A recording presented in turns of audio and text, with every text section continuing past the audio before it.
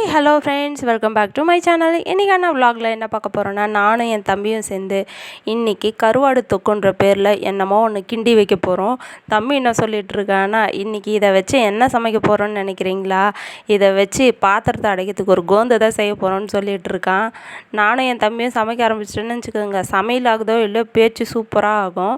இன்றைக்கி அந்த கருவாடு பேக்கெட்டு, அப்புறம் அஜினமோட்டோ, வெறும் மிளகாத்தூள், இது 3 ஐட்டமும் வச்சு, இதுதான் மெயின் ஐட்டம். இந்த ஐட்டம் வச்சு எப்படி சூப்பராக செய்கிறேன்னு பார்க்கலாம் வாங்க.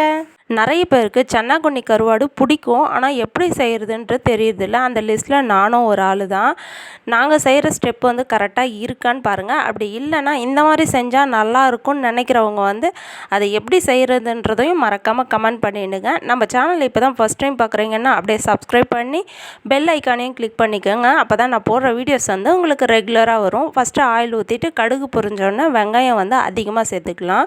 வெங்காயத்தை கூட பச்சை மிளகாய் ஒரு 4 மிக்ஸ் பண்ணிக்கலாம். மிக்ஸ் பண்ணிவிட்டு அதிலே பூண்டு வந்து தட்டி போட்டுக்கலாம். பூண்டு தட்டி போட்டு நல்லா வதக்கி விட்டுட்டே இருங்க. நல்லா ப்ரௌன் கலரில் வதங்கணும் எல்லாமே. பாருங்கள், நல்லா ப்ரௌனிஷாக வந்துடுச்சு. இந்த ப்ரௌனிஷாக வந்த பிறகு அதுக்கப்புறம் நம்ம வெஜிடபிள்ஸ் எதுனா ஆட் பண்ணிக்கலாம். வெஜிடபிள்ஸ்னால் பீன்ஸு முள்ளங்கி எல்லாம் கிடையாது, உருளைக்கிழங்கு தான் ஆட் பண்ணணும்.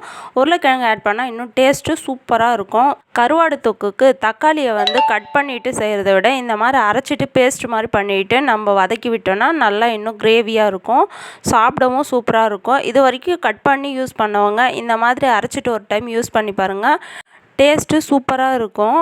நான் சமைக்கிறேனோ இல்லையோ, நான் சுற்றி வந்து என் தம்பிக்கிட்ட பேசிக்கிட்டே இருப்பேன் அவன் சமைச்சிட்டு இருந்தான்னா.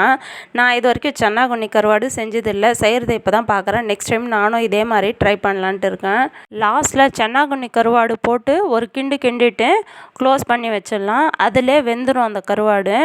ஃபைனலாக நாங்கள் சாப்பிட்டு ஸ்டார்ட் பண்ணிட்டோம். Okay, tata bye bye. இதே மாதிரி நெக்ஸ்ட் vlogல பார்க்கலாம்.